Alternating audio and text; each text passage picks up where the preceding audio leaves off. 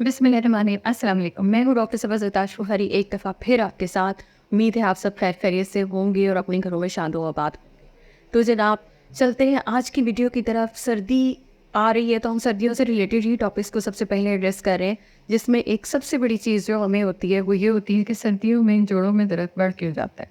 तो सर्दियों में जोड़ों के दर्द को के लिए क्या करें और उसकी क्या होम रेमेडीज़ हो सकती हैं। तो आज हम उन पे बात करेंगे कि दवाइयाँ तो आप ऑलरेडी इस्तेमाल कर रहे होते हैं, उसके बावजूद अगर दर्द बढ़ता है तो आज हम उन फैक्ट्स एंड फैक्टर्स पे बात करेंगे कि वो हक़ाइक़ क्या हैं कि जिनकी वजह से अगर हम उन चीज़ों को थोड़ा सा अवॉइड कर लें तो हमारा विंटर बहुत अच्छा गुजर सकता है। तो जनाब, सबसे पहले चैनल को लाइक शेयर एंड सब्सक्राइब करते हैं, वीडियो को आगे बढ़ा दें। तो हम चलते हैं अपने आज के टॉपिक की तरफ।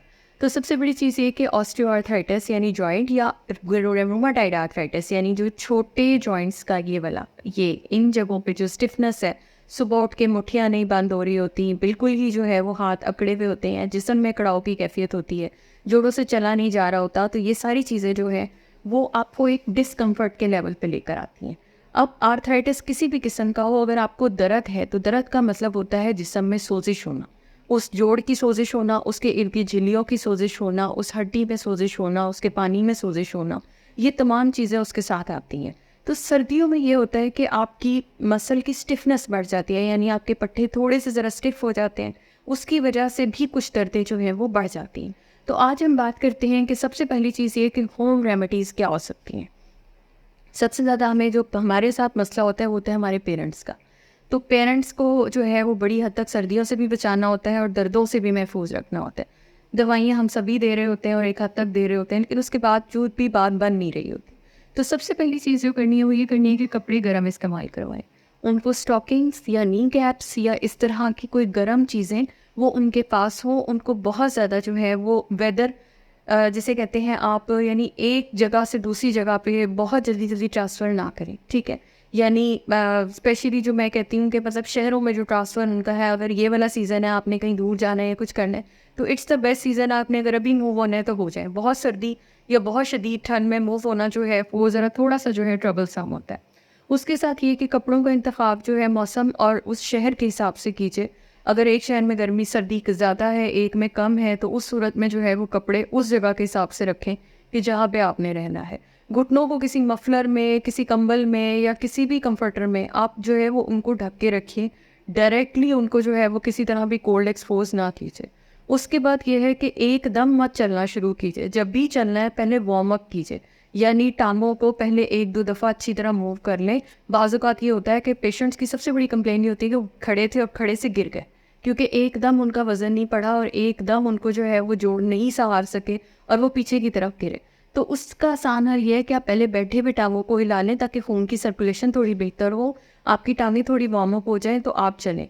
वो बुज़ुर्ग जो चलते हुए थोड़ा-सा डगमगाते हैं या जिनके घुटनों का ज़्यादा मसला है या कूल्हे की हड्डी का मसला है, वो फ्रेम या वॉकर का इस्तेमाल करें, ठीक है। और उसके साथ जो या फिर स्टिक लें, लेकिन स्टिक बहुत ज़्यादा जो है वो मतलब जिसे कहते हैं प्रोटेक्टिव नहीं है, उसकी बजाय वॉकर का इस्तेमाल कीजिए, ठीक है। और उसके साथ जो है वो चलें ताकि आपका वज़न इक्वली आए और आप आराम से मूव हो सकें। बेड को थोड़ा ऊंचा रखिए और उसके ऊपर जो है ताकि आप आराम से बैठ सकें। बहुत ज़्यादा धप से आप नीचे जब बैठेंगे तो मसला हो सकता है। इसलिए आप कुर्सियों को भी जो है वो वाली कुर्सी यूज़ करें जो कि पीछे की तरफ ना सरक सकती हो, तो इसलिए आप ताकि आराम से उसके ऊपर जो है वो स्टेबली बैठ सकें। अब आते हैं हम ग़िज़ाओं की तरफ कि खाने में क्या-क्या देना है। सबसे पहली चीज़ ये है कि आपने राई बेस्ट फूड है जॉइंट के लिए। तो किसी भी फॉर्म में अगर आप एक चुटकी राई की जो है और उसके साथ जो है आपका रागी यानी जो आपका दाना होता है, ठीक है, राई दाना, ठीक है, ये आप अगर एक चुटकी भी किसी फॉर्म में ऐड करके कहवे के साथ ले लेते हैं या चाय के साथ ले लेते हैं, इट्स बेस्ट एंटी इन्फ्लेमेटरी। क्या होता है इसमें ऑक्सीडेंट्स मौजूद हैं जो आपके जोड़ों को जो है वो बहुत हेल्दी और उसकी सर्कुलेशन को इम्प्रूव करते हैं। दूसरी चीज़ क्या है? दूसरी चीज़ ये है जिंजर गार्लिक, यानी कि लहसुन अदरक हर घर में मौजूद है, ठीक है। लहसुन अदरक में अगर आप इसका 1 टीस्पून इसका जो है वो आप निकाल लेते हैं, 1 कप कहवे के अंदर अगर आप इसी तरह 1 चुटकी राई दाना और 1 ये जो है टीस्पून ये ऐड कर देते हैं, और उसके साथ अब आपने थर्ड इंग्रेडिएंट क्या ऐड करना है, वो आपने ऐड करनी है हल्दी 1 चुटकी, ठीक है।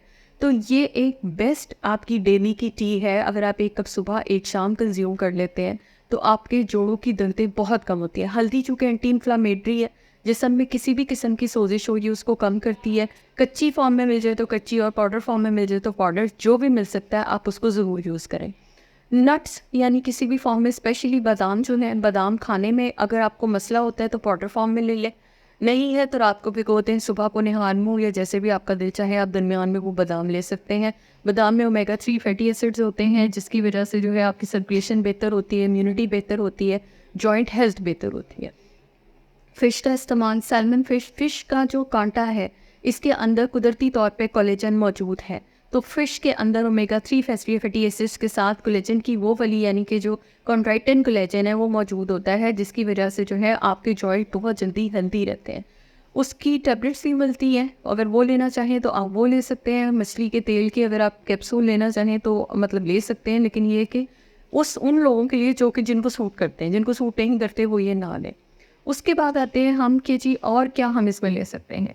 तो यखनी से क्या है, जो हमारी पुरानी रेमेडीज़ बचपन से हम देखते आ रहे हैं कि कफ हो, जॉइंट पेन्स हो, जिस्म में दर्द हो, यखनी पी लो। यखनी में क्या है, यखनी में कैल्शियम है, फास्फोरस है, मैग्नीशियम है, ये मेन इंग्रेडिएंट्स हैं जो आपकी जॉइंट फूड है।